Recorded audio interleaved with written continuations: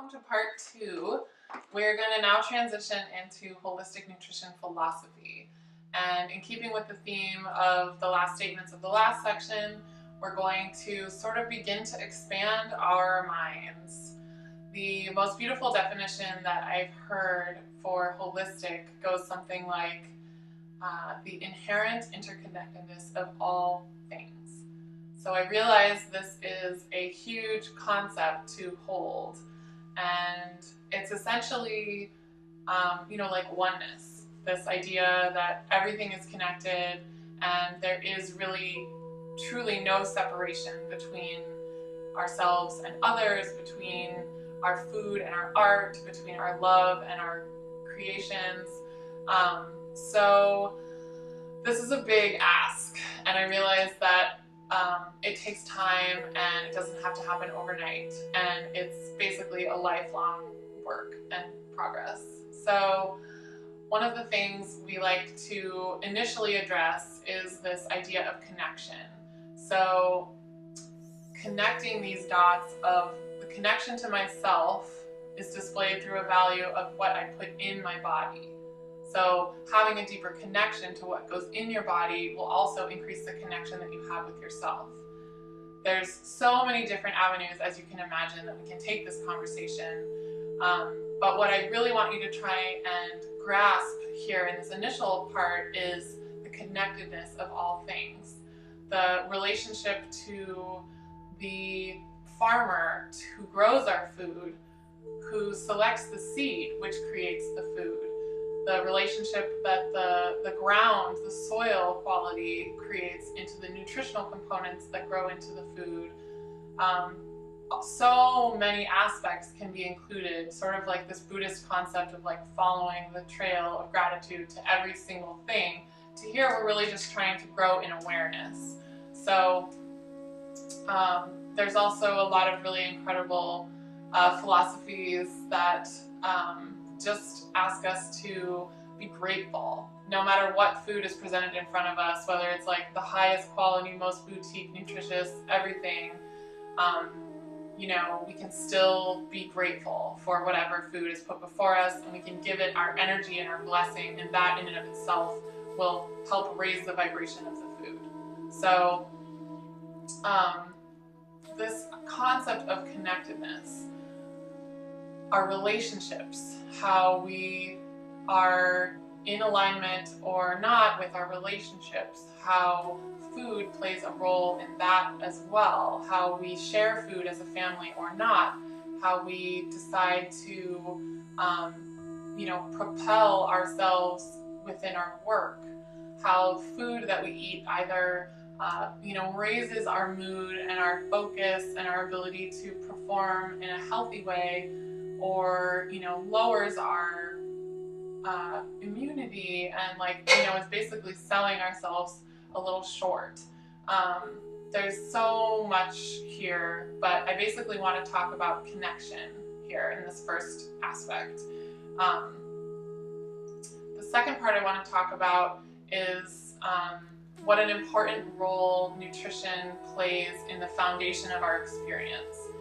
During my time as a health coach, I worked with lots of people who had a lot of other things going on in their life.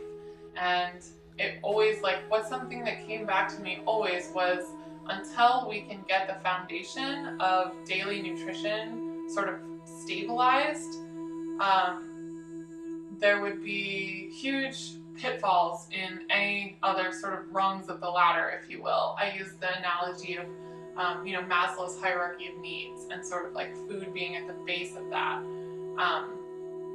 Our spiritual evolution as beings can only go so far if we're still struggling to feed our human flesh and bones. So this foundation I want to impress upon you is extremely important, and will feed not only your physical body, but the more attention and the more connection and the more intention that you can place on this relationship to the foundation of your pyramid will support you in every other aspect of your life. So that's another huge part. Another area that I want to speak to is sort of this area I call body magic.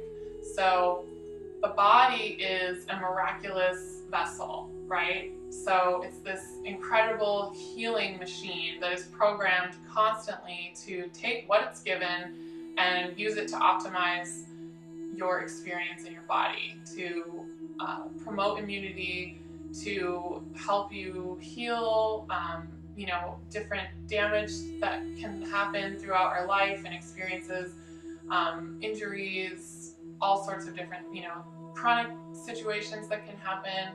The body, I believe, foundationally is programmed to heal. So what we eat is not just, fiber and nutrients, it's also genetic information that is helping to program our cellular database, basically. So this is a huge deal, and it's a pretty big variable that we have a fairly large degree of control over. So this is a really big piece to understand about, if you're depressed, if you're having, a lot of anxiety, if you're having chronic illness, if you're, that's a whole other conversation. But if you have, allergies that you don't know about, if, finding and seeking solutions and answers and supporting yourself with the best nutritional information that you can will definitely enhance your experience in your body, because that is what your body is designed to do. The last aspect of this philosophy, sort of foundational philosophy understandings, is the concept of healing.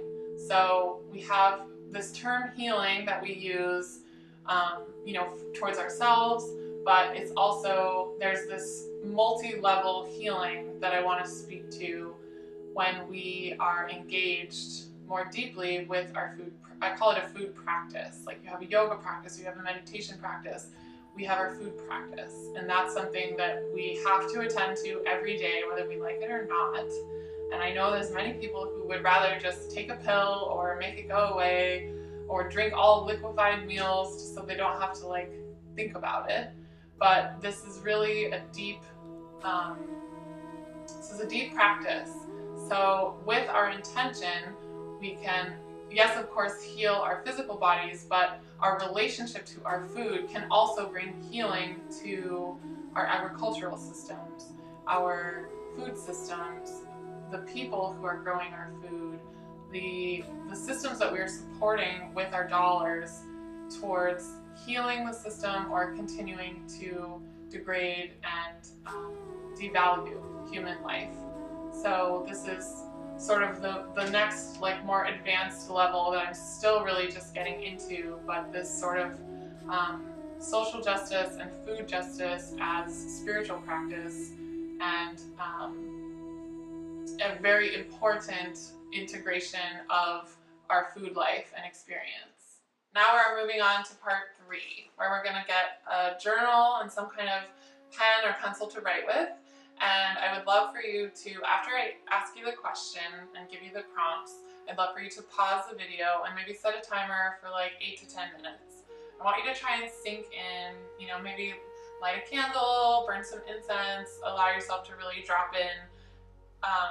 As another thing I realized with my health coaching practice was how quickly the conversation about food can get emotional. We have so many complicated relationships to food so often. Our experiences are so dictated by our family relationships, stories, for better and for worse. So the first question that I would like to ask you is, what do you believe to be true about food? What do you believe about food? So I'll say that again in a couple different ways, but basically, I want you to close your eyes and think about your relationship to food and what you believe to be true. And I think here the most important part is to be non-judgmental and just allow it to be like a stream of consciousness, and just record what you hear your mind saying. I've dealt with so many different types of people around these topics, and I think there's so much that can come up. There's so much, fear around not doing the right thing, or doing the wrong thing, shame around all sorts of different aspects of our food life, you know, demonizing foods, having favorite foods, overindulging, underindulging. So I really would love for you to just try to be as honest with yourself as you can as we move through this prompt.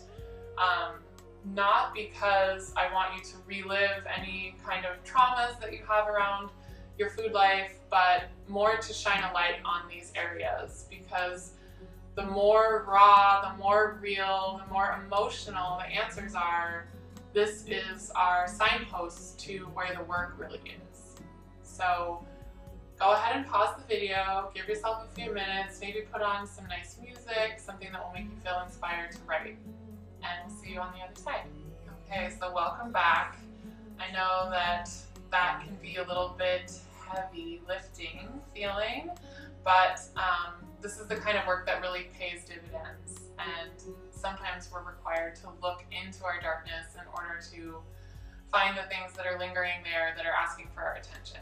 And you know yourself better than anyone else in the world. You know all of the little experiences that have happened to you, the micro traumas, the times when maybe someone made fun of you or, you know, shamed you in any kind of way, physically, or, you know, mocked something that you brought to a potluck, or, you know what I mean, made you feel like you weren't enough in some capacity. And so it's our job to go back through, comb through, and inventory these things in order to heal them. So we are taking some deep breaths now, and we're going to honor that process.